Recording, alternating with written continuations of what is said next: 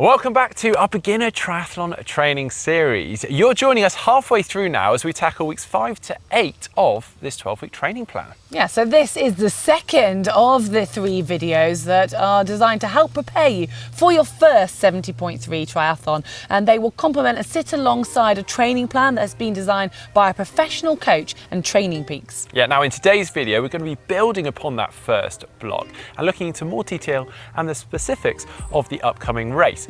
Now we're going to be looking at open water swimming, brick sessions, nutrition, and the course itself.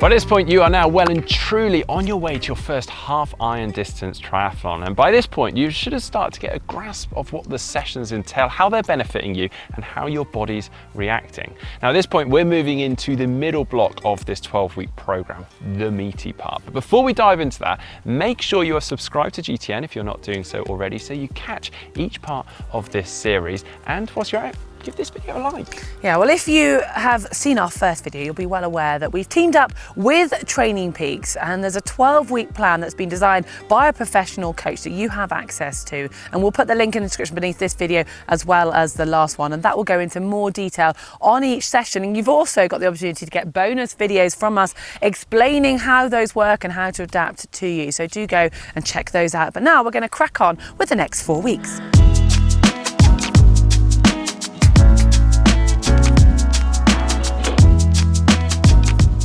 Now, if you've already been following along with the plan, then at this point, you should be feeling fresh and hungry for more. As we've discussed in video 1, this plan actually follows a 4-week cycle, with the 4th week always being a slightly lighter reflection week. Now, we're coming straight off the back of one of those into week 5, where things start to get serious. Yeah, so your runs and your bikes are going to start to get longer and also a little bit harder. So you need to really make sure you're on top of your nutrition, making sure you're well fueled before and after. But now is the perfect time to start to think about fueling during your training. So it's a perfect time to experiment with what you like the taste of, but also what your stomach can manage. And ideally, you want to be targeting trying to get in around 60 grams of carbohydrate per hour. This is at the upper end, and it will take some practice. And we're talking about carbohydrates here, is actually, if you look to sports nutrition companies, they tend to talk about, instead of calories now, it's in carbohydrates. And to give you an idea, a gel tends to sit between 25 and 30 grams of carbs. Now, I use gels as an example, but you've actually got a huge choice when it comes to fueling both your training and during a race. You've got energy chews, you've got carbohydrate drinks and gels, but then beyond the sports sciencey foods, you've got just whole foods like a muesli bar, a banana, chewy sweets. The list goes on, but there's a few things you want to consider when you're choosing what you actually want to use. You've got to think about how you can carry it when you're cycling and you're running, how easy it is to open and close, how easy you can digest it, and really importantly, the taste of it, because let's admit, if you don't like it, you're probably not going to take very much of it on, or at least not enough of it on. Yeah, so by now you may know your target carb amount. Now it's worth looking into the type of carbs you're taking on. And you want to get quick releasing carbs, low in fat and fiber, so they can be quickly digested and ingested during training and racing. Also, it's worth working out hydration. Maybe take a look into how much you sweat and the sodium that you lose through that sweat. In fact, you can pop onto our partner's website, Precision Fuel and Hydration, and do that little online test to give you a bit of a guide, put you in the right ballpark, with maybe some follow-up discussions with them. And then take that plan with both the hydration and fueling forwards into your training and really dial in so you're ready for the race. Well, now you know how to prepare your body for that training, it's probably time to look at the individual disciplines and see how they're going to progress.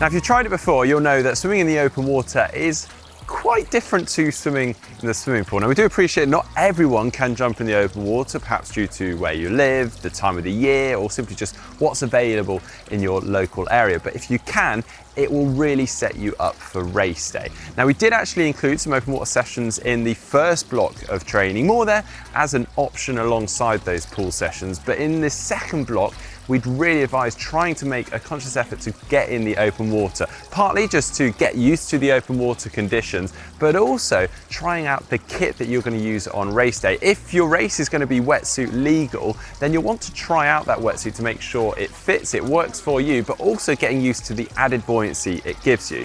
You will also notice in this second block that on the same day as the open water sessions, there's also a pool session. That is there as an option should you not be able to get into the open water.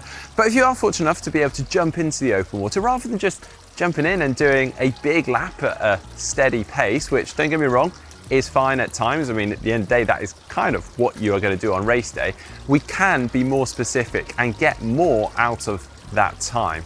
So we're going to add a bit of structure into those open water workouts. So one example session, which has you mixing things up a little bit and getting used to the natural change of pace that you'll experience in the open water, is a 30-minute session, including 10 strokes of hard swimming, followed by 20 strokes of easy swimming for 10 minutes. Then 5 minutes of sighting practice, followed by 20 strokes of hard swimming, followed by 40 strokes of easy swimming for 5 minutes, and then 10 minutes of free, wild swimming. And in that time, we'd advise playing around with some of the open water skills. And if you'd like some tips and advice on that, check out our How to Swim in the Open Water videos for more ideas. Now, of course, we don't want you panicking if you can't make it to the open water or your trips to the open water are fairly infrequent, because there's still a lot we can gain from pool swimming that will help you for open water. And one in particular is sighting. Now, sighting can totally transform your open water swimming. It's that ability to be able to see other athletes around you, and of course the buoys that are going to keep you on track. So within your pool sessions, we'd advise you just throw in the occasional sight every few lengths. In fact, we've got the odd session in this plan that are going to prompt you to do that. And of course, we want to make sure that you're doing the correct technique for sighting, getting those mechanics and the technique correct, because that can also make a big difference. So make sure you check out our videos over on GTN that will run you through the whole process of sighting and how to fit that into your stroke. Another thing that we want to work on in the pool is your breathing. Now, many of us fall into the trap of having a preferred side for breathing, which is absolutely fine, but in the open water, you want to have the ability to be able to breathe to either side, to see athletes around you, and again, be able to see those buoys. So try and work that into your training, breathing to either side and breaking that habit. And again, there's some sessions there for you that are gonna kind of force you anyway.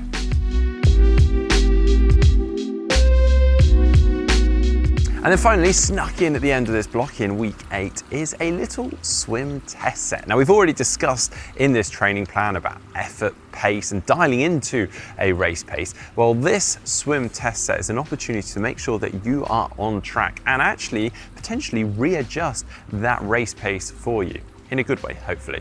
So this swim test set is what we call a T20, a timed 20-minute effort.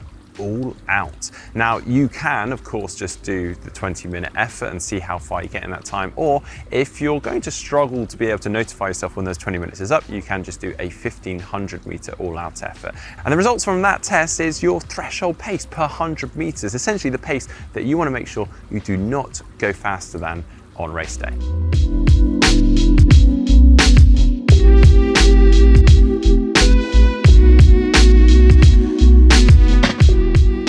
And now on to cycling, and you'll have noticed that your long rides have been progressively getting longer, but hopefully not harder. I'm really hoping you've actually been able to enjoy them and the social aspect and just getting that time in the saddle, maybe even making them a bit social. But I have a note on that.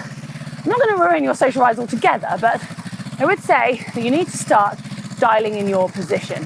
You can't expect to do all your rides on the hoods, chatting away to friends, and then get to race day and suddenly expect to get really aero and be able to hold that position for hours on the bike. So if you're riding a TT bike or you've got aero bars on your road bike, you're going to have to spend some time actually riding in that position. And it might mean you have to forgo some of those social rides in order to practice spending a few hours in your desired race position. And maybe you can find a friend who's happy to ride along behind you, because it's not safe to ride in a group like that. Obviously, you're not anywhere near the brakes. And on that note, you want to start it now if you haven't already, because if you are having issues with your position or you need to make some tweaks, you've got time to play around with that. And the same goes for if you're doing any of your training on your turbo, you also need to practice riding in that position. It'll be worth it come race day.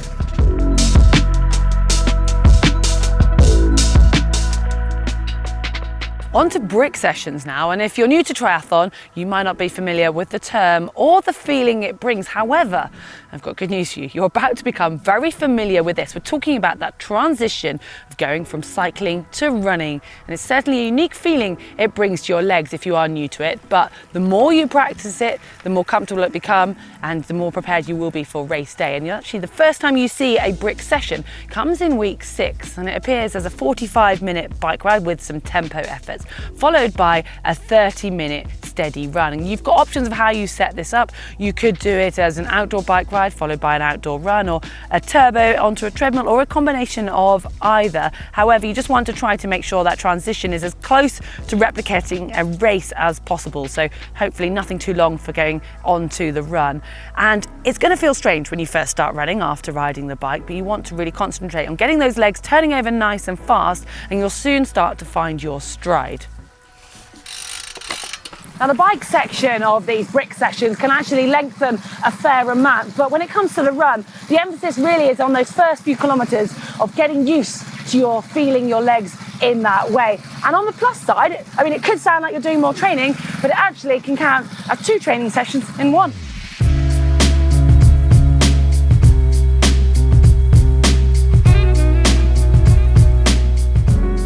Now for the running, a little bit like the cycling, you're going to see this gradually increase, most notably the length of the long runs. But these aren't simply easy. They also include some tempo efforts in them. And as we've mentioned before, these tempo efforts are almost there to simulate race pace. But the interesting thing about including it into a long run is that the long run is going to start to build fatigue in the body, and then we're asking you to do these tempo efforts or race pace off the back of that. So really good bang for your buck training. Now, if you are new to running, then this is going to require discipline with the long runs because they're going to be hard. On which note, now's a good time to rediscuss nutrition. We've spoken about this before, but the long runs are a great opportunity to practice and dial into your race day nutrition. Also because your body is going to be wanting it during a long run, but also because we're going to be hitting race pace. So why not?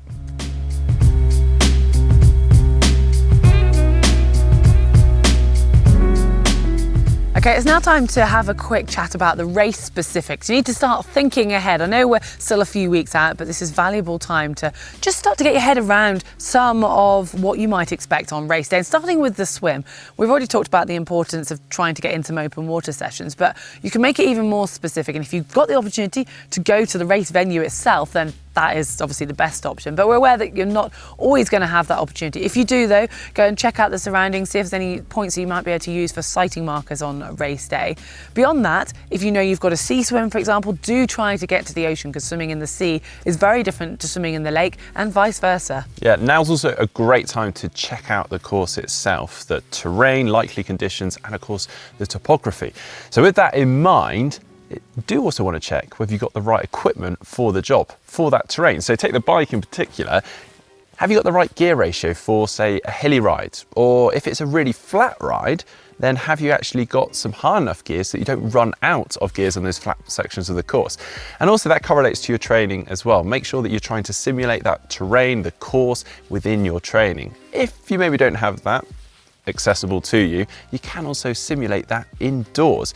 And if it's a technical course, just to throw that into the mix, maybe go and practice some corners as well, just to build that confidence. Yeah, the same I guess goes to the run to a certain extent, because lots of run courses will have bits of road and maybe even off-road included, so make sure you've got the right footwear for the job and you're confident running on that type of terrain. And again, if you know those hills, make sure you practice not only running up them, also running down them, and have a think about your pacing strategy.